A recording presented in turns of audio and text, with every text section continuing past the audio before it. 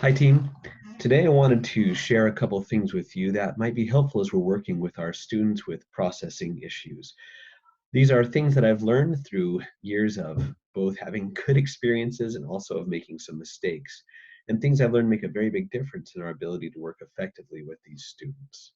So I want to talk specifically about how to work with when our students are making inappropriate remarks or are needing to redirect their conversations for one reason or another. So there's a couple things I want us to think about first and foremost. So when we think about it, the easy way to kind of go with these conversations is, let's say we have some students going and they're beginning to get inappropriate with their conversations, right? And that could mean they're starting to talk and glorify past drug use. It is something misogynistic or racist, or they are saying things which are disrespectful of other people. So we might come and say, hey guys, can we redirect this conversation, please? So as a prompt to say, this is going in a direction that's not working, please change it. Or we could make some kind of a comment like, guys, this is inappropriate. Or guys, let's keep it appropriate, please. And we can do this in a really friendly way and just kind of help them say, hey, I need you to change this. This is falling in the category of inappropriate. These are natural things for us to want to do under these circumstances. I've also learned that these actually are not very helpful approaches to this particular problem with our students for a number of reasons why. First, let's keep in mind that one of the common factors is that most of our students have one or several major processing issues. And let's think about some of our processing issues for a moment. Let's think about the not getting it issue, right? So part of what's going on for someone who has the not getting it processing issue is that they have difficulty understanding abstract things and also intangible factors. So, for example, something that's an intangible factor is why it's okay to stand up and scream and shout at a basketball game, but why you wouldn't want to do this if you were in court. Now, that's an extreme example. I think most of our students might be able to get that, but not necessarily all of them. There are times, for understanding when you might disclose certain things and when you won't. Again, that's intangible. They also have difficulty connecting the dots. They might be able to see all the little pieces, but they're not necessarily sure how A leads to B, leads to C, leads to D, or how, hey, this thing I saw in this context can inform me in this other context, even though it's not exactly the same. As I'm saying this out loud, I'm thinking that pretty much describes everyone on my caseload right there. Then when we take a look at our students who are socially struggling, there's a lot of reasons why. It can be because they're not getting it. It can be because they have insecure attachments or things along those lines. And it can be that a lot of what they're doing is looking for what is the least common denominator. I don't necessarily understand how to interact with my peers, but it's very easy. I've learned, anyone can learn, that you can get along with someone so long as you never ask them to change and you support them in their negative emotions and in their negative behaviors, because there's something very gratifying about someone who says, you're totally in the right, just go ahead and blow up the way you're going to blow up. There's also the stress sensitivity issue, right? So one of the things we have to keep in mind is a lot of these socially inappropriate behaviors are a result of someone who is having some kind of an emotional state and doesn't know how to handle it more effectively. And therefore, they're handling it the way they know how to handle it. And it's a way that is having a negative impact on others, is disrespectful, or whatever it may be. Also, something to keep in mind is that people can definitely act out in ways that are socially inappropriate when they're under sensory overload. So as we begin to look at these, we're realizing there's a lot of different factors that can go into why one of our students might be saying or doing something that needs redirection or that is socially inappropriate. But let's keep in mind, why do those approaches sometimes fall apart? Well, think about this. The word inappropriate itself is actually not a processing friendly word. How do you know if something's appropriate? Even, for example, if you and I were to go to another country, we would find that we would probably make a lot of social mistakes because there's a lot of aspects of the social context that we have not learned. For example, if you were to go to China, do you know how close to stand to someone? Do you know when to bow and when not to bow? Do you know where to put your hands when you're bowing and to whom? Do you know to not make the mistake of going into someone's house and saying, wow, that's a really nice picture there. I really like it. And you understand why that's going to cause a social problem. There's all different parts of the context we don't understand. And the context changes from place to place. So this idea of appropriate or inappropriate seems to imply that we just kind of pick up on those things. Well, our students don't. So this is an abstract word. Again, it requires an understanding of context that they have difficulty even perceiving, let alone processing. And we do have to recognize that, especially for our rigid, concrete thinkers, the concept of appropriate is at least partially subjective in that it can change from time to time, or that they're saying, well, I say this around other people, I say the F bomb all the time, and they don't have a problem with it. So how can you say that it's a word that I can't use, right? So next is to think about this idea of redirecting. Let's go ahead and redirect this conversation. Well, there's a couple things that if I have processing issues, I'm going to genuinely struggle with. One of the questions would be, well, why does this need redirection? Why is this a problem? How is this somehow bad? I'm thinking of a conversation I had with a student the other day where they're saying, I don't know why it's a problem for anyone, that it's just vent that I hate telos so much. How is this a bad thing? Am I not allowed to express my feelings? Don't we live in a country where we have the First Amendment, the freedom of speech? Um, and so the questions, well, wait, why is it sometimes not necessarily the right thing just to say exactly what I'm thinking and exactly how I'm feeling and exactly how I'm experiencing it? Then the second question that they may not really understand is, well, if I'm not going to be saying it the way I'm saying it and doing what I'm doing, well, where exactly am I supposed to redirect this? And how is that all connected to what I'm feeling?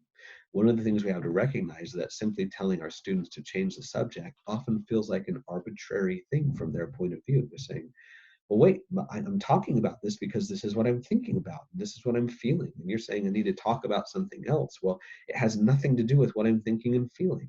So how can I redirect this conversation where it is related to what it is I'm trying to work through right now, but is not falling into that category of something that's inappropriate because it's having a negative impact on my circumstance, or it's simply just ramping me up negatively? And also, okay, so, but how? Because when we think about this, our conversations are an outward expression of something going on inside of us. At Telos, we talk about big ticket items all the time, right? How we are trying very hard not to just to hack away at the branches, but to really look at the roots of a situation. Well, that also applies to inappropriate conversations. The inappropriate conversation itself is a branch that has roots inside the student at that moment, something they're thinking, they're feeling, they're perceiving, they're caught up on. And that's the thing that they need help with, not necessarily the resulting branch of the inappropriate conversation.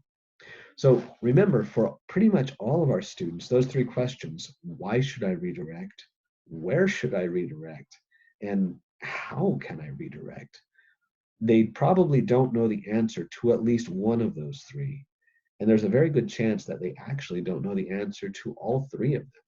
So it can be pretty much, we can accidentally fall into the position of telling them, I want you to do something that you don't know why, where, or how to do, and have not been successful in doing before. Please go do it. We, we need to do a little bit better than that. So what can we do instead? Well, first and foremost, it's always a good idea to make sure that we are helping things go right. So as we enter into circumstances where we know a student tends to struggle with the way that they behave socially, we have the opportunity to use parts of the processing approach, forecasting, front loading. Now, we need to be careful that we don't use this in a behavioral drift sort of way, saying, now every time you go over to apartment B, you always start dropping F-bombs, and if you do that, I'm going to make sure you get your phone taken away. That is very much a behavioral misinterpretation of what forecasting would look like. To say, hey, I know you're going to be going over to apartment B, and I know you really like being there. I know that one of the things you enjoy about it is that you have friends there who seem to understand how you're feeling. And sometimes that can be you guys, instead of supporting each other, really actually just ramping each other up with your negative feelings. Apartment B has asked us to make sure that if you're going to come, that we need to make sure that you are helping be a positive influence. It's not that you can't talk about your struggles, but that you need to talk about them productively. So what I wanted to do is check in with you and see, where's your mindset? How are you feeling? Are you going over with the need for some support? And how can you approach that in a way where you're going to make sure that as you try to talk through what you're feeling with your friends, that it's something that's actually productive rather than just kind of pulling each other down in those negative emotions. So again, I just kind of said it all in one big block of words. I would not do that. I'd break it up and have each of those in a little bit of a conversation with them at a time. But that's one way that you could front load with a student going into a circumstance where you know they tend to struggle socially. Um, then from there, in the moment, there's a couple of great tools that we have. For example, the consultant pattern. So, hey, right now it seems like you guys are just all feeling just really, really upset about this boundary or about this part of the program or whatever it may be. You know what's going on with you guys right now?